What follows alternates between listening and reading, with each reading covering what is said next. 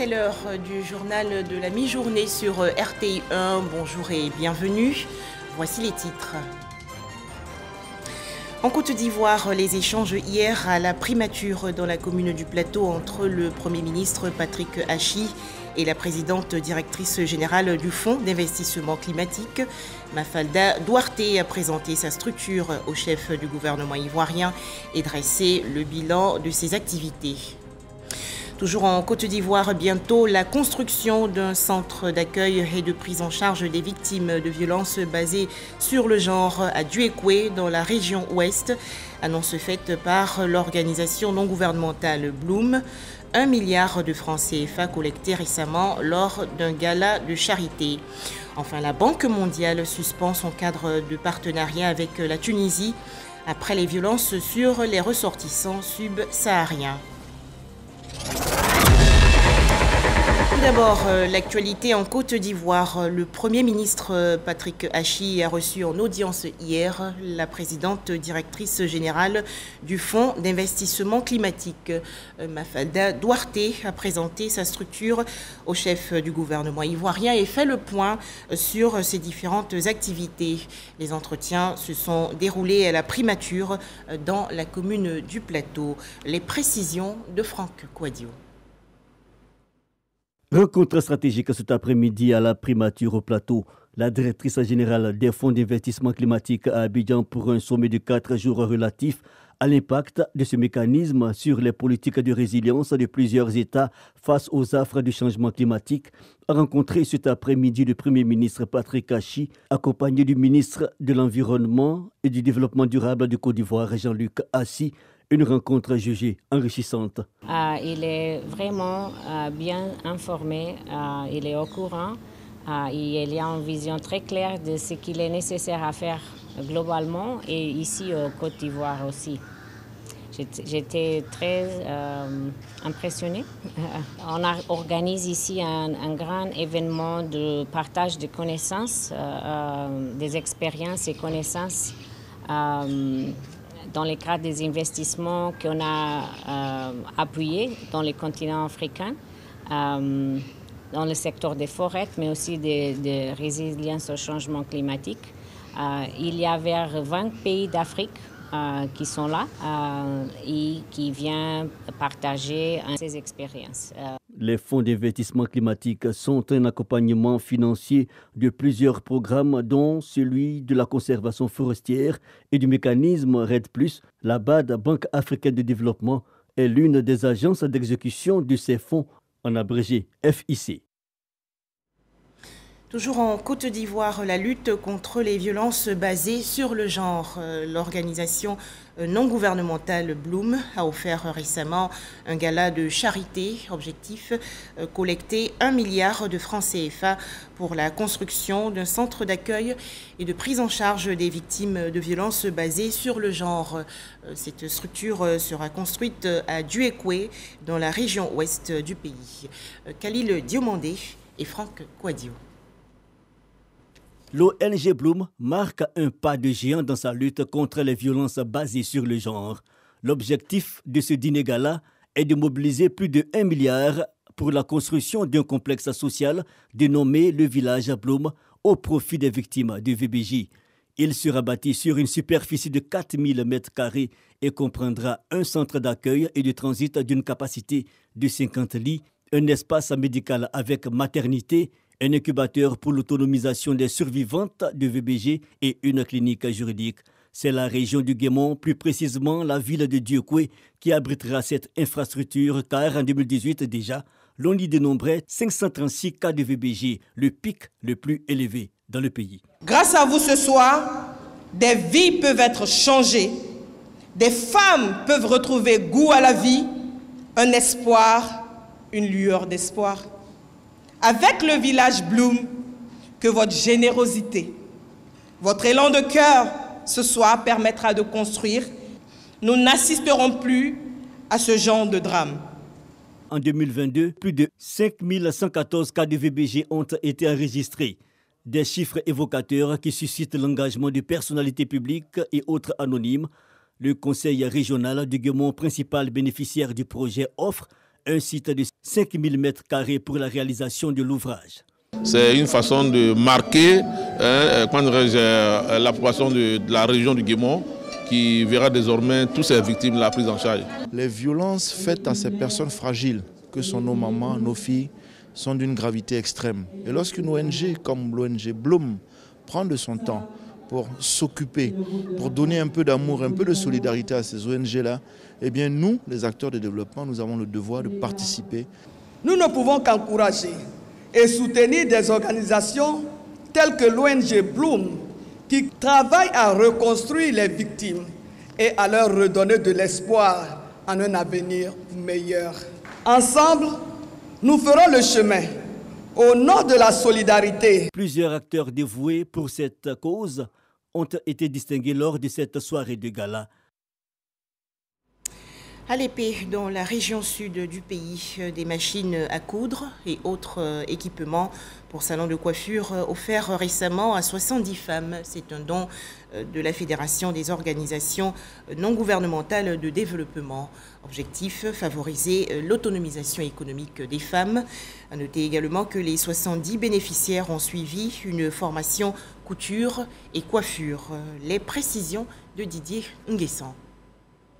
Elles ont été formées durant 6 mois au métier de la couture et de la coiffure par la Fédération des ONG de développement de Côte d'Ivoire, FEDOCI. Ces femmes de la commune d'Alépée reçoivent des kits d'installation composés pour les unes de machines à coudre et accessoires et de coiffeuses et outils pour les autres. Aujourd'hui, on voit que vraiment ce qu'ils ont dit, c'est réalisé. Donc je suis très heureuse et puis avec tout ce qu'on nous a donné, nous allons nous mettre ensemble pour que nous puissions construire nos magasins pour pouvoir travailler ensemble. Le projet d'autonomisation économique des femmes chefs de famille et des mères-filles est financé par la Banque arabe pour le développement économique en Afrique, BADEA. Dans un premier temps, c'était d'abord les femmes chefs de famille et les jeunes filles qui avaient des enfants, donc les filles mères. Mais il y a eu des cas spécifiques où il y a des femmes qui, bien qu'elles ne répondent pas clairement à ce critère, ont des besoins réels d'autonomisation.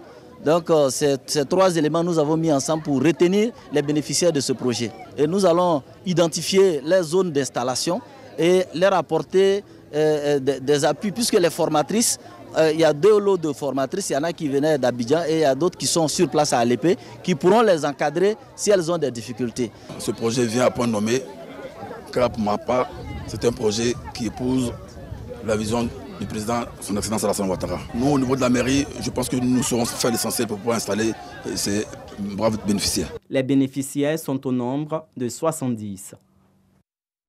Au chapitre santé, le début hier et sur tout l'ensemble du territoire national des consultations médicales pré-pèlerinage pour le Hajj 2023. À noter que ces visites médicales sont absolument nécessaires et précèdent le paiement des frais d'inscription au pèlerinage musulman. Les explications détaillées de Laetitia Kouassi et Mahama Traoré. Les places pour aller en Terre Sainte sont comptées. Il faut donc s'y prendre tôt. Ce lundi, jour fixé par le commissariat du Hajj, les candidats ont donc afflué vers les sites retenus pour les visites médicales, comme ici à Trècheville au siège de l'Institut national de l'hygiène publique. Jeunes, adultes et personnes âgées sont venus à jeun pour se soumettre au bilan médical. Depuis 7 heures, je suis là pour au moins faire les vaccins, les prélèvements. Mais compte tenu que d'autres m'ont défoncé, donc pour le moment, je n'ai pas encore eu accès à l'entrée. L'exercice se déroule en 3 étapes successives. D'abord les examens sanguins, ensuite la radiologie des poumons, enfin se mettre à jour des vaccins. Après de longues heures d'attente, les candidats repartent soulagés. Bon, aujourd'hui, on dit Dieu merci, parce que comme c'est le premier jour de boulot, c'est pas facile. Moi, demain, après le jour, il y aura beaucoup d'amélioration. Alhamdulillah, on a quitté hier à Saint-Fra pour venir à Abidjan ici, parce qu'il n'y a pas de site à Saint-Fra là-bas. On n'a pas trouvé un coin qu'on peut faire ça. Donc, maintenant, depuis on est arrivé ici, on nous accueille bien, tout va bien. Les résultats de ces examens seront disponibles dans 24 heures, suivis des consultations des candidats avec les équipes médicales du commissariat du Hajj. Au bout du processus, il sera délivré ou non un certificat médical d'aptitude, le document sésame requis pour le paiement du coût du pèlerinage. Il y a beaucoup de maladies qui peuvent handicaper le pèlerin. L'hypertendu peut être parti, mais il a besoin d'un suivi. Le diabétique peut partir, mais il a besoin d'un suivi. Mais quelqu'un qui ne peut pas se mouvoir, qui a une maladie grabataire, qui est couché, qu'il faut soulever, vous conviendrez avec moi que ce pèlerin ne peut pas effectuer le Hajj en bonne et due forme. Quelqu'un qui est épuisé par sa maladie, ou alors qui a un cancer au stade évolué, ce que certains appellent stade terminal, c'est difficile que ce pèlerin puisse voyager parce qu'il ne pourra pas accomplir les rites du Hajj comme il se doit. Pour mener à bien cette phase médicale de l'organisation, le commissariat du Hajj est appuyé par les services de l'Institut national de l'hygiène publique. Notre préoccupation, c'est qu'on puisse avoir des pèlerins en bonne santé, qui puissent aller faire ce 5e pilier de l'islam là dans de bonnes conditions. Et je pense que jusqu'ici, ça s'est toujours très bien passé. À aucun moment, les pèlerins ivoiriens n'ont été refoulés. Les consultations médicales lancées ce lundi ne concernent que les nouveaux candidats au Hajj. Pour ceux inscrits depuis 2020 et n'ayant pu partir pour diverses raisons, le commissariat du Hajj annonce qu'ils seront contactés individuellement pour la visite médicale prévue de démarrer le lundi 13 mars prochain. Un tout autre sujet à présent, la 13e édition du Salon international du livre d'Abidjan, lancé récemment lors d'une conférence de presse dans la commune de Cocody. Le SILA 2023 va se tenir du 9 au 13 mai prochain au Palais de la Culture autour du thème « Le livre dans tous ses états ». Mais quelles sont les grandes innovations? Le point dans ce reportage de Laetitia Kouassi et Franck Quadio. Lire, c'est voir le monde entre mille regards. Et le livre en est l'outil. Promouvoir le livre en Côte d'Ivoire est donc la mission que s'est assigné le Salon international du livre d'Abidjan SILA, en prélude de la 13e édition du SILA, qui se tiendra du 9 au 13 mai 2023 à Abidjan. Le comité d'organisation échange avec la presse le livre dans tous ses états. Thème du SILA 2023 invite les populations à venir découvrir le livre sous toutes ses formes et ramifications. Nous avons pu quand même signer avec l'ambassade de France en Côte d'Ivoire, de sorte à pouvoir bénéficier de séminaires, de renforcement de capacités, assortis de diplômes. Nous nous sommes engagés dans la qualité de la production littéraire et pour proposer des œuvres de qualité, aussi bien au plan littéraire qu'au plan éditorial, il faut se former. En tant qu'auteur, nous attendons du beau monde au Salon du Livre, non seulement pour participer à cet événement, mais surtout pour acheter des livres et les lire. Le représentant du président du Sénat, Jano Aousso-Kouadio, parrain du SILA 2023, note la satisfaction de son mandat. Il préconise l'intérêt de tous autour de l'événement. Son Excellence Jano Aousso-Kouadio, président du Sénat, félicite les organisateurs du SILA 2023 et il souhaiterait inviter tous les Ivoiriens amoureux du livre comme lui à prendre part à ce SILA 2023. Une tournée dans plusieurs écoles de la Côte d'Ivoire est prévue pour communiquer sur le SILA. Le Salon international du livre attend 100 000 visiteurs avec pour condition d'entrée la connaissance d'au moins un livre. Un nouvel établissement scolaire pour le département de Sandégué dans la région nord-est du pays. Le collège moderne Alassane Ouattara de Bandakani Sokura a en effet été inauguré il y a quelques jours. Ce collège moderne a été construit par la Loterie nationale de Côte d'Ivoire, la LONASI. Découvrons-le avec Herman Niamia. C'est un rêve qui est devenu une réalité. Depuis longtemps, les populations de Bandakani Sokura, village de la sous-préfecture de Sandégué, ont souhaité disposer d'un collège dans leur localité pour éviter aux élèves de parcourir de très longues distances pour recevoir le savoir. Aujourd'hui, c'est chose faite. Les problèmes des tuteurs et autres locations de maisons pour les élèves ne sont qu'un lointain souvenir.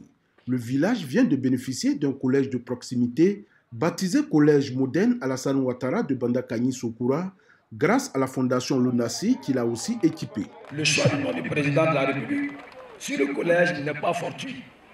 En effet, la mutuelle de développement des ressortissants de Bandakani Sokura a voulu mettre en avant le brillant parcours scolaire du président de la République et surtout le goût du travail bien fait. Toutes choses qui devaient servir de modèle à nos enfants parfois en mal de repère. La construction de ce collège vient augmenter les réceptifs d'accueil scolaire dans la localité, selon le directeur régional de l'éducation nationale et de l'alphabétisation. Merci à la fondation Lonasi, merci à l'équipe de Lonasi qui nous permet d'avoir ce joyau pour l'éducation de nos enfants.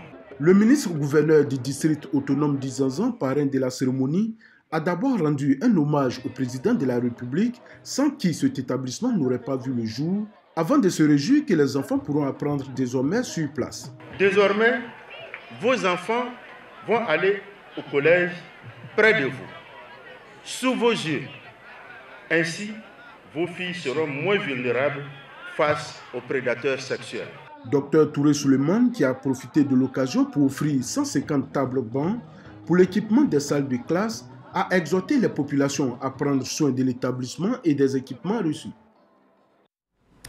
Comment réussir son année scolaire et devenir une élite pour un avenir meilleur? Cette question était au centre d'une conférence de motivation qui s'est tenue récemment au lycée Mami Oufouette-Fétet de Bingerville, une initiative de l'organisation non gouvernementale Les Amis de l'Excellence. Se fixer des objectifs, planifier ses tâches et bien gérer son temps, payer le prix de la réussite, avoir une bonne méthode de travail et des astuces. Des valeurs que l'ONG Les Amis de l'Excellence est venue partager avec les élèves du lycée Jeune Fille Mami Oufouette-Fétet de Bingerville. À travers cette conférence de motivation, Lucien Soya, président de cette ONG, invite ses élèves à la prise de conscience. À l'issue des échanges, les jeunes filles du lycée Mami Fétet comptent s'approprier ces instructions afin de réussir leur année scolaire. J'ai vraiment retenu que pour réussir, c'est pas du tout facile. Il faut vraiment se donner tous les moyens qu'on a pour réussir. Surtout, il faut se battre, il ne faut pas se laisser berner par la paresse et tout. Il faut vraiment se donner tous les moyens. Auteur de 2 livres, Lucien Soya, président de cette ONG, à travers cette tournée, veut promouvoir l'excellence chez les élèves. Il contribue ainsi à réduire le taux d'échec scolaire et à accompagner le système éducatif ivoirien dans la culture de l'entrepreneuriat. Nous avons voulu, à travers nos conférences dénommées Éveil de l'excellence, susciter chez les élèves de 3e et terminale une conscience studieuse, le goût du travail bien fait et puis l'envie de réussir de façon brillante à leurs examens de fin d'année. Voilà, pour contribuer un peu à relever les taux de réussite aux examens scolaires. Débutée en novembre 2022, la tournée de l'ONG Les Amis de l'Excellence sillonnera les communes du district d'Abidjan et quelques communes de l'intérieur du pays. On faisait le point avec Patricia Kouakou et Jean Djadji. Drame dans la région centre-est du pays. Une grosse tornade s'est abattue le 26 février dernier sur le village de Aboudou-Penkro, faisant 4 blessés et 72 habitations détruites. La direction du laboratoire du bâtiment et des travaux publics a donc offert 2 millions de francs CFA pour la réhabilitation des maisons. Pour en parler, Léon Brou de RTI Bouaké. À Aboudou-Penkro, département de Ouélé, région de Lifou. Plus de toit pour le président des jeunes et sa famille après la tornade du 26 février dernier.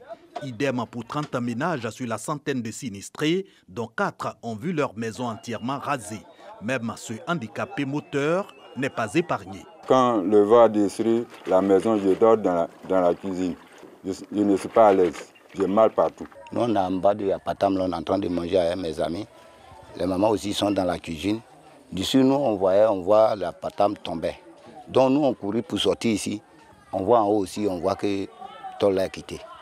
Sincèrement, on ne sait pas où partir encore. Nous, on dort au dehors, notre affaire, on est obligé de prendre les bâches pour couvrir. Ce cri du cœur des sinistrés d'Aboudou-Penkro, entendu par des cadres de l'IFU, avec à leur tête le directeur général du laboratoire du bâtiment et des travaux publics, LBTP.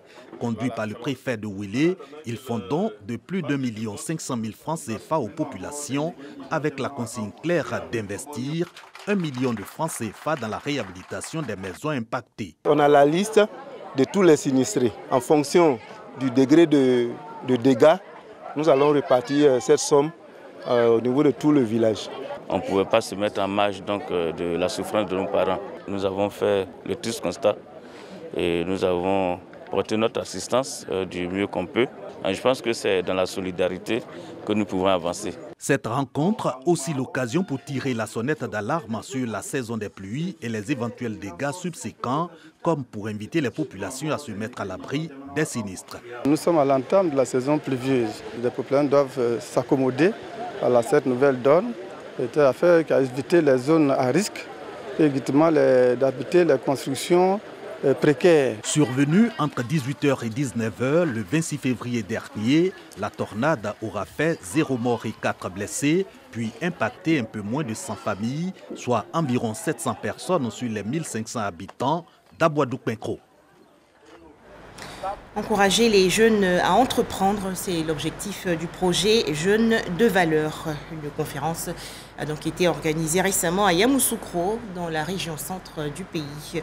Les explications détaillées de Kader Sogodogo de RTI Bouaké. Fondation Félix Houphouët-Boigny pour la recherche de la paix de Yamoussoukro.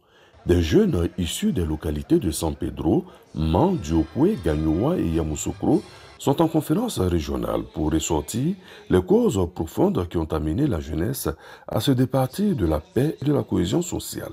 Une activité qui s'inscrit dans le cadre du projet Jeunes de valeur. Les conflits que nous avons connus, les crises que nous avons connues n'ont rien apporté à la Côte d'Ivoire. Et aujourd'hui, nous sommes tous conscients que le seul moyen, la seule voie de la prospérité, de l'emploi pour les jeunes, de la sécurité, du développement et de la cohésion passe par la paix, passe par un dialogue.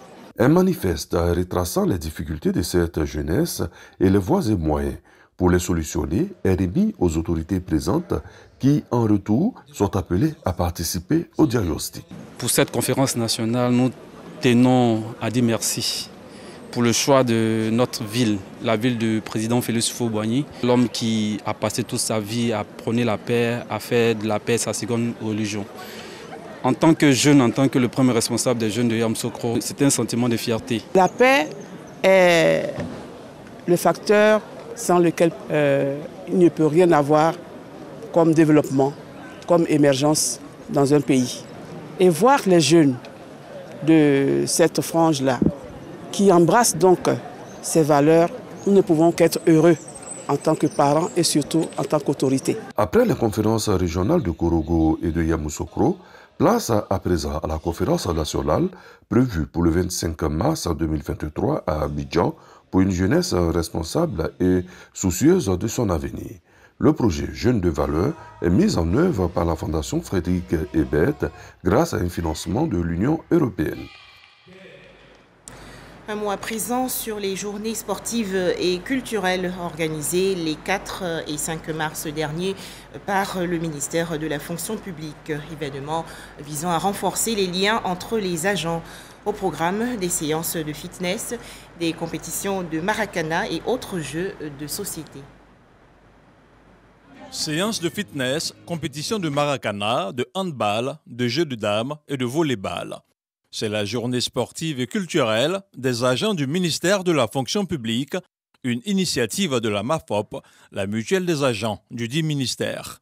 Il s'agit pour elle de créer un rapprochement et de favoriser des liens de cohésion sociale en dehors du cadre professionnel. Il était important pour les agents du ministère de la fonction publique, après avoir travaillé sous la pression, de se retrouver à un moment donné et venir se déstresser, venir se récréer. On a pas vraiment besoin de se retrouver comme ça, se défouler un peu et ça permet de raffermir les liens et de mieux se connaître au sein de la direction dans un autre cadre. C'est vraiment une nouvelle initiative. Nous sommes très contents et très heureux d'y participer. Nous espérons et nous prions qu'il y ait d'autres unions encore mieux organisées et plus festives. Pour le directeur de cabinet de la ministre de la fonction publique, ces moments sont très importants dans la motivation du personnel. La pratique sportive conditionne un certain nombre de facteurs qui peuvent permettre à l'individu d'être au diapason de son rendement. Et donc quand on a beaucoup travaillé, il est évident qu'à un moment donné, il faut revenir à certains fondamentaux, c'est-à-dire se retrouver entre amis pour faire du sport. Le sport, c'est un facteur d'épanouissement personnel. Se retrouver ici avec des collègues, des collaborateurs, ça casse beaucoup de barrières. Ça nous permet de développer l'esprit d'équipe. Ces journées sportives et culturelles sont cette année à leur première édition Et la mutuelle des agents du ministère de la fonction publique entend les rendre pérennes. On faisait le point avec Abdoulaye Koné. Les populations de Nabagala, dans la région du Folon, reconnaissantes aux actions de développement entreprises par le président de la République, Alassane Ouattara. Une cérémonie d'hommage au chef de l'État a donc été organisée il y a quelques jours. Les précisions de Godefroy Okambawa. Reprofilage des pistes villageoises, installation de centres de santé et électrification, marquant la mise sous tension du village de Nabagala, localité située dans la région du Folon. Des acquis en termes de développement à travers la politique sociale du président Alassane Ouattara, à qui les populations expriment leur reconnaissance. Des infrastructures qui viennent changer qualitativement les conditions de vie des populations de Nabagala et villages environnants. Merci aussi aux cadres de la région du Folon qui ont demandé ces actions de développement au président de la République. Il y a moins d'une dizaine d'années de cela, il était impossible pour les enfants de Nabagala, pour nos chefs, de même rêver à ce que nous constatons aujourd'hui. Et tout ça n'a été possible que de par la volonté du président Alassane Ouattara d'accompagner cette région dans le cadre de son développement. Dans leur ensemble, les populations sont invitées à l'union, à la cohésion sociale afin de maintenir le cap de développement engagé par le chef de l'État. C'est le lieu d'appeler à la cohésion des filles et des fils de la région du Folon qui, ensemble, nous allons aller plus loin pour le développement.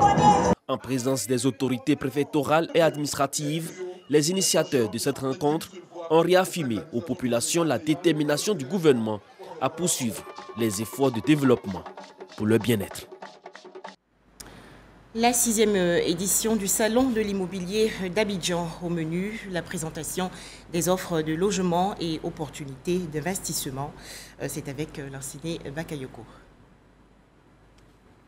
Beaucoup de visiteurs dans les travées du Salon de l'immobilier d'Abidjan, une plateforme qui connecte les apporteurs et les demandeurs de capitaux et présente même des projets immobiliers. L'idée, c'est de rassembler tout le monde. Donc, le choix du jour, c'est la fin de semaine pour permettre au maximum de gens d'être présents. En moyenne, on reçoit 20 000 visiteurs qui viennent le samedi et dimanche pour venir à la rencontre des acteurs du secteur de l'immobilier. Afin de donner toutes les clés de réussite aux futurs acquéreurs et à tous ceux qui rêvent de réaliser un investissement locatif, le Salon de l'immobilier propose des conférences animées par des experts reconnus sur les étapes majeures de ce domaine. Nous sommes venus chercher des partenariats financiers, c'est-à-dire nous croisons des agences immobilières agréées et nous collaborons dans l'intention de pouvoir avoir des partenariats dans la vente des maisons, la location des maisons et l'achat des maisons. Quand on vient au salon, on a plus d'idées sur l'acquisition des maisons et puis ce qui est fait, les terrains, les constructions et c'est surtout les gens fiables parce qu'au moins avec des adresses qu'on a, on est sûr de ne pas se faire arnaquer. En Côte d'Ivoire, les besoins en logement se chiffrent à environ 600 000 par an. En image, la Banque mondiale mécontente de la Tunisie. En effet, l'institution financière internationale a annoncé hier la suspension jusqu'à nouvel ordre de son cadre de partenariat avec Tunis en raison des agressions contre des ressortissants subsahariens après le discours le 21 février dernier du président Kais Saied contre l'immigration clandestine. Pour terminer, direction la Biélorussie où l'opposante Svetlana Tikhanovskaya, désormais en exil, a été condamnée par contumace à 15 ans de prison lors d'un procès. L'opposante biélorusse, de son côté, a juré de continuer sa lutte et ses activités politiques. Voilà, c'est la fin de ce journal. Merci de nous avoir suivis.